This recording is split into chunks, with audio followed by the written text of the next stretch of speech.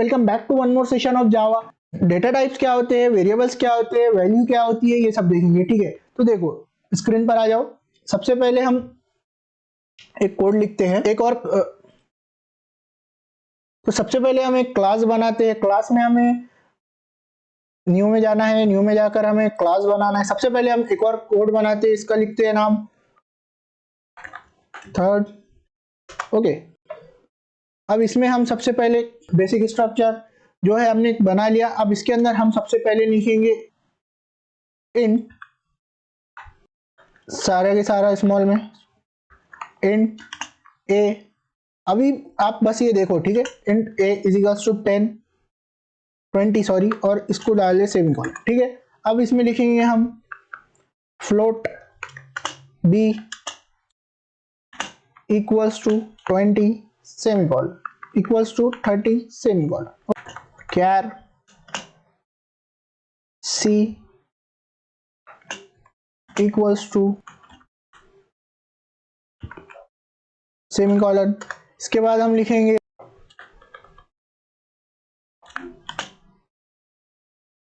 Fourth data type है boolean. Boolean में हम लिखेंगे D equals to true. True, ठीक है। अब ये हो गए हमारे 4 डेटा टाइप। ठीक है, अब और भी बहुत सारे डेटा टाइप होते हैं, लेकिन ये मेनली 4 डेटा टाइप है। ठीक है, आप ऐसा समझ लो कि ये अभी फिलहाल हम ये 4 हमें सीखना जरूरी है। अब इंट क्या होता है? ठीक है, इंटीजर में जो हमारी वैल्यू होती है वो होती है डायरेक्ट जो हमारे नंबर्स होते हैं वो होते हैं। ठीक है, 1 2 3 4 5 6 7 8 9 10 11 12 इंटीजर में होंगे हमारे। फ्लोट में जो है हमारे होंगे डेसिमल वैल्यूज के नंबर। ठीक है, जिसमें डेसिमल आता है, पॉइंट के बाद जो नंबर आते हैं। तो कोई भी अगर डेसिमल में नंबर होगा वो हमारा आएगा फ्लोट में। ये बस आपको मैं मोटा मोटा समझा रहा हूँ, इसके बाद मैं आपको डिटेल में बताऊंगा कि ये क्या होता है। ठीक है, इसके बाद कैरेक्टर में हमारे आएंगे वर्ड्स मतलब जो भी हमारे वर्ड्स हो, हमारे अल्फाबेट्स हो, वो सब आएंगे कैरेक्टर में। उसके बाद बुलियन मतलब ट्रू और फॉल्स। ट्रू और फॉल्स क्या होता है, बुलियन क्या होता है, ये हम देखेंगे आगे। ठीक है, अभी आप याद रखो कि बुलियन भी एक डेटा टाइप होता है जो ट्रू और फॉल्स रिटर्न करता है। ओके, तो इसके बाद सबसे पहले ये इंट फ्लोट कैरेक्टर बुलियन, ये क्या है? ये जो है ये है data type. Okay, data type is equals to ये है इंट फ्लोट कैर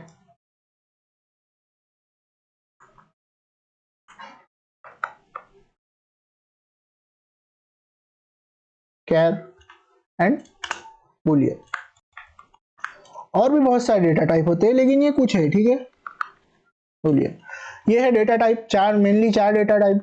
ओके, तो ये चारों ये है डेटा टाइप। डेटा टाइप मतलब आप जो भी स्टोर करोगे ये डेटा, ये है आपका डेटा वैल्यू। ठीक है, और ये इसका टाइप, ये टाइप है। आपको ये डिफाइन करना जरूरी है। कोई भी प्रोग्राम लिखते वक्त आपको किसी भी डेटा का उसका टाइप डिफाइन करना जरूरी है, ताकि मशीन को समझ में आए। आप जो भी प्रोग्राम कर रहे हो वो मशीन को समझ में आए कि ये डेटा है क्या। ओके, और ये ए क्या है। ठीक है, अब इंट के साथ ए लगाना क्यों जरूरी है? तो ये ए होगा आपका कंटेनर। आपका ये जो भी डेटा होगा उसको स्टोर करने के लिए आपको एक कंटेनर चाहिए। ओके, जो ये 20 है ये है आपका एक वैल्यू। इस वैल्यू को आपको ऐड करने के लिए एक 20 एग्जांपल लिया, कोई भी वैल्यू हो, 20 हो, 20.1 हो, या कोई भी हो, बुलियन में हो, इसी में भी हो, आपको इसको स्टोर करने के लिए चाहिए एक कंटेनर। ठीक है, इस कंटेनर के थ्रू वो मशीन तक जाएगा। ओके, अब इस कंटेनर का डेटा टाइप क्या होगा वो डिफाइन करना होगा। एक कंटेनर का डेटा टाइप होता है int, float, character, Boolean, double, ये सब चीजें होते हैं इसके डेटा टाइप। ठीक है, कंटेनर के। और ये कंटेनर के अंदर हम ये वैल्यू जो है ये स्टोर करते हैं। ओके, कि ये वैल्यू ये है।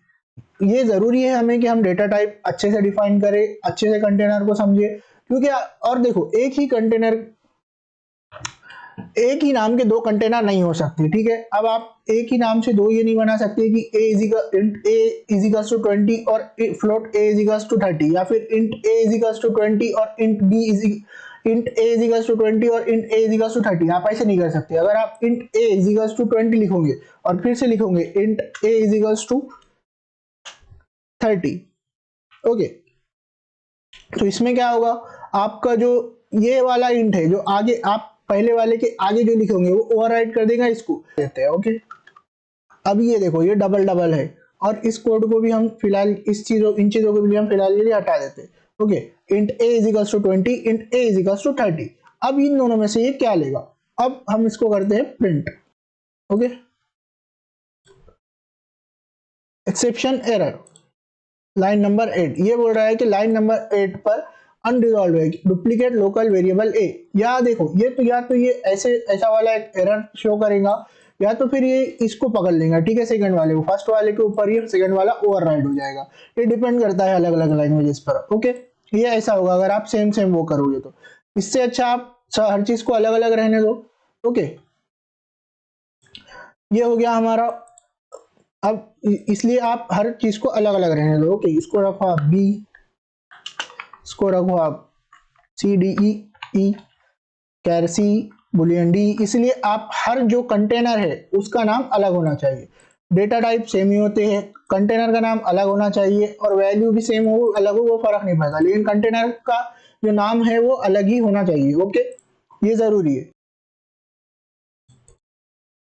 राइट।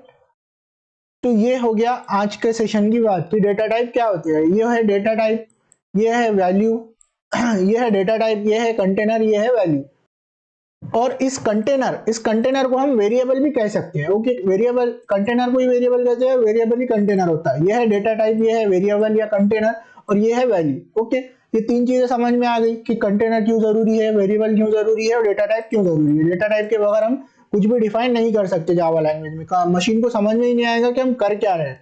फ्लोट में ये समझेंगी वो कि वो डेसिमल वैल्यू है, इंटीजर में ये समझेंगी कि इंटीजर वैल्यू है, बुलियन में ये समझेंगी कि वो बुलियन वैल्यू है, कैरेक्टर में ये समझेंगी कि वो कुछ ना कुछ कैरेक्टर है। ठीक है, कैरेक्टर की जगह हम स्ट्रिंग में भी इसे लिख सकते हैं। स्ट्रिंग में कैसे लिखते हैं ये हम आगे देखेंगे। ओके, कैरेक्टर में एक लिमिटेड लेवल तक लिख सकते हैं, स्ट्रिंग में अनलिमिटेड होता है वो, हम कुछ भी कितना भी लिख सकते हैं स्ट्रिंग में। कैरेक्टर में एक लिमिटेड लेवल तक लिख सकते हैं। और इंटीजर जो है ये है सिंगल वैल्यू। इंटीजर में भी हम एक लिमिटेड लिख सकते हैं, डबल में हम इससे ज्यादा लिख सकते हैं। ओके, जो हमारे नंबर्स होते हैं इंटीजर में एक लिमिटेड होते हैं, डबल में ज्यादा होते हैं। ओके, ये इंटीजर की तरह ही एक डबल डेटा टाइप है। तो ये थे कुछ चीजें, इस सेशन के लिए काफी है। Okay, bye.